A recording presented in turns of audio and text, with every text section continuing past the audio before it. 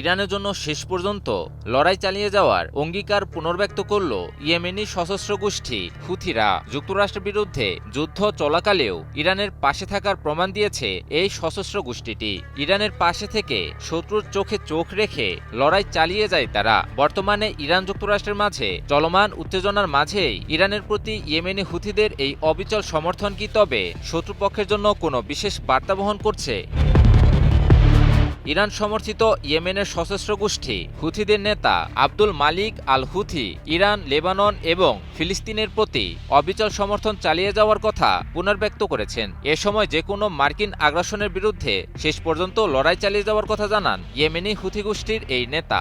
এছাড়াও মার্কিন আধিপত্যবাদের বিরুদ্ধে বিজয় অতি সন্নিকটে বলেও আশা প্রকাশ করেন তিনি। বার্তা সংস্থা মেহে নিউজ এজেন্সি জানিয়েছে এ তথ্য।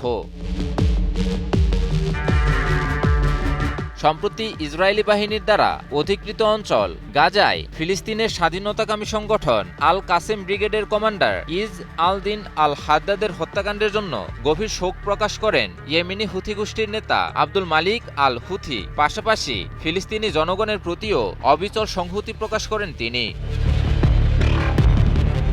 আব্দুল মালিক আল হুথি জোর দিয়ে বলেন, এই হত্যাকাণ্ড কোনো বিচ্ছিন্ন ঘটনা নয়, বরং ফিলিস্তিনি জনগণের বিরুদ্ধে আগ্রাসনের একটি বৃহত্তর পরিকল্পনার অংশ।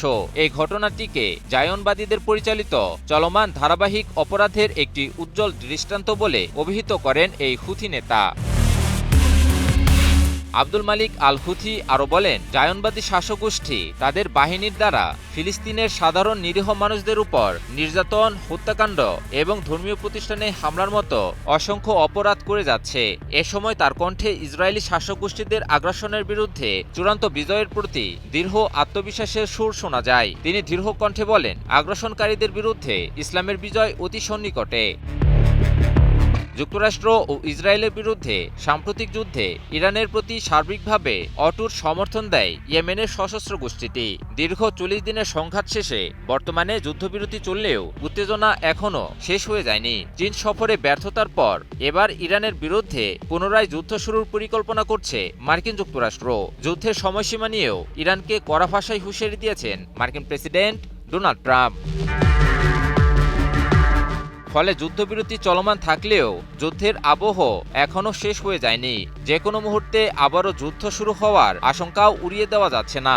ফলে এই মুহূর্তে ইরানের প্রতি ইয়েমেনের সশস্ত্র গোষ্ঠীটির এই সমর্থন ইহুদিবাদী ও মার্কিন বাহিনীর বিরুদ্ধে এক অশনি সংকেত বলে মনে করছেন অনেক বিশেষজ্ঞরা। JBS holdings limited. যুক্তরাষ্ট্র ও ইসরায়েল যদি ইরানের বিরুদ্ধে আবারও যুদ্ধে জড়ায়, তবে ইয়েমেনের এই সশস্ত্র গোষ্ঠীটি যে ইরানকে সামরিক, কৌশলগত সহ সার্বিক ক্ষেত্রে পুনরায় সমর্থন যোগাবে এবং এবারের যুদ্ধে যুক্তরাষ্ট্র ও ইসরায়েলের আরও ভয়াবহ পরিণতি ভোগ করতে হবে তা অনেকটাই নিশ্চিত বলে মত বিশেষজ্ঞদের। ইমন আলী, নিউজ 24।